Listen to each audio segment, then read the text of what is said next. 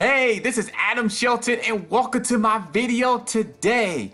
Today's video, we're gonna talk about 5 things I did not know when starting my own YouTube channel. Oh my goodness. 5 things I just didn't know when I first started a YouTube channel.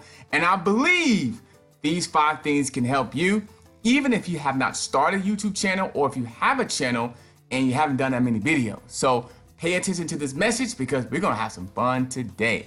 So if this is your first time here at this channel or this video, hit that red subscribe button and don't forget to hit that notification bell when I do videos just like this.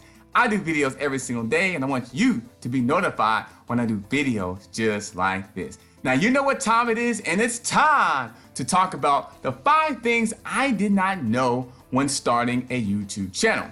Now, when I first started a YouTube channel, I used to watch a lot of videos on YouTube. And I used to think, man, that's not that hard.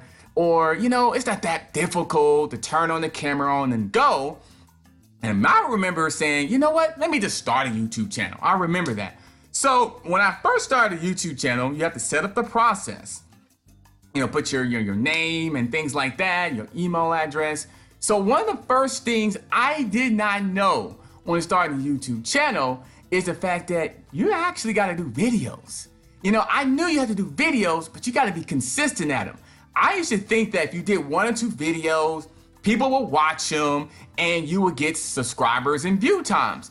I was completely wrong. That's what I thought, because I remember watching one channel and he only had a handful of videos, but he had a lot of subscribers. Now, one thing I did not know or I did not do, I didn't do the thorough research and understanding. And he had more than a few videos. He actually had about 150, I think, at the time. So he built up videos over time. So now he could do 1 video per week, get a bunch of subscribers, get a bunch of view time. And that's what he is right now. That's what I saw. So you have to be consistent. You got to be like, if you're going to do videos twice a week, every day, 3 times a week, you want to be consistent because you're trying to build an audience, you're trying to build a presence, and you're trying to build a brand. So you want to be consistent at it as well. That's what I did not know. The number 2 thing is that you actually got to do keyword research. You got to research your videos. You got to research the keywords, what people are searching for. I remember I did a video one time. It said, work with me or something like that. I think that's what it was. Now, I mean, I changed it since then. I think it said work with me, you know? I'm like, I had nothing in the description box. I really just talked about working with me, but I didn't have no call to action. I didn't have anything that was really about the video in the description. The description was blank.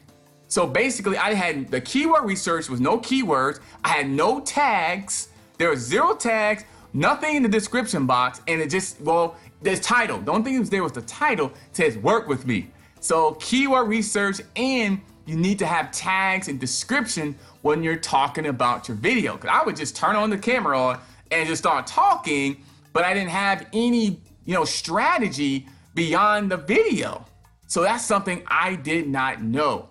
Even though I saw people had it, but I guess it just didn't register for me. I thought I could just turn on the camera on and people just come in. And that wasn't the case. That wasn't the case. So that was number 2. The number 3 thing that I did not really know is that you really do have to do your research in your niche or your area of study on what you're doing. So you really need to know exactly what your niche is and what is your audience.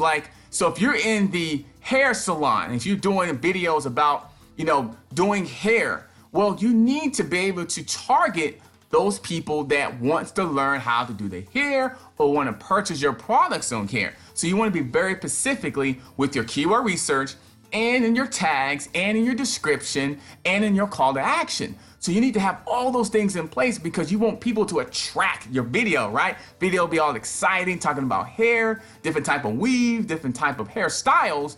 So you want to be able to have everything in place or have some things in place, because it don't have to be perfect. And so you want to have your description there. You want to make sure you have your tags there. You want to make sure you have your information that you're providing and make sure you have your target audience. So narrow down your niche, research your niche, and go ahead and make sure your video's in place for that.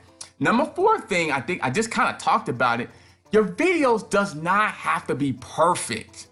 When I first started out, I felt like I had to have the right outfit on, the background had to be perfect. I feel like I feel like everything had to be perfect. I felt like the script had to be completely perfect. That's what I thought. I would spend days just writing a script, a simple script, because certain words weren't in place. And I wouldn't even do the video because it wasn't perfect. I remember that. I wasn't doing the video because the script wasn't perfect. At least I thought it wasn't perfect. But the thing about it is that when you first start on videos, you want to do the imperfect action.